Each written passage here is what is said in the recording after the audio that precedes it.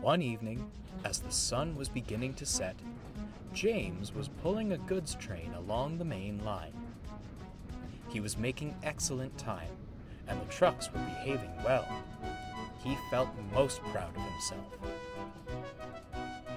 Ahead, the line curved past a field. James knew that field well. It was the same one where he'd crashed on his first day. "Oh, to be young and foolish," he chuckled. "You'd never catch me coming off the rails now. Trucks don't dare give me trouble." Of course, he'd spoken too soon. The trucks had overheard. "We've plenty of trouble to give," they chuckled, banging their buffers. "Smarten up back there," barked James, bumping them in return. That did the trick. An old coupling broke. The last 3 trucks and the brake van came loose. James felt a jolt, but assumed it was another bump from the trucks and carried on. The guard braked the trucks to a halt, then got down from the van. He saw James speeding off down the line. "Oh, for pity's sake," he grumbled. He walked back to the last signal box, putting detonators on the rails as he went. The trucks, meanwhile, were delighted. "That'll teach him not to push us around," giggled one. "Why stop there?" smirked another. "He said we don't give him trouble, but we gave it. He said he'd never come off the rails. Let's prove him wrong." "Wouldn't do that if I were you." Sat in the field nearby were more trucks. They were old and filthy, with rotting wood and rust all over. They lay broken and crooked amongst the dirt. "How'd you get there?" asked James's trucks. "Did the very thing you were scheming up," said an old truck. "That James was naive. Let him think he had us under control, then struck. Poor fella's brake blocks caught fire, and we took care of the rest." "Lovely crash it was,"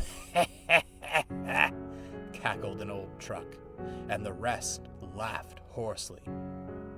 "The cranes came," continued the first truck.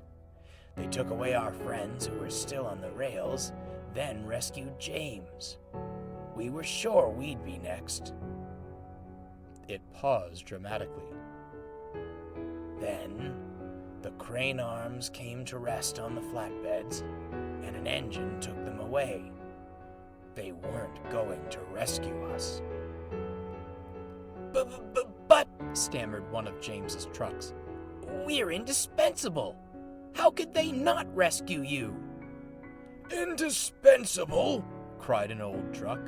"Listen, young'un, the workshops build hundreds of you in the time it takes to fix one steam engine. Why bother with us? Too much effort when they could just make a new truck and be done with it."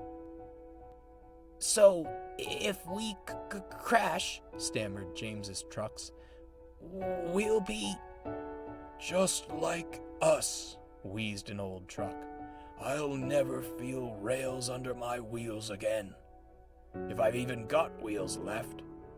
Been buried in earth so long, who knows if they're still there."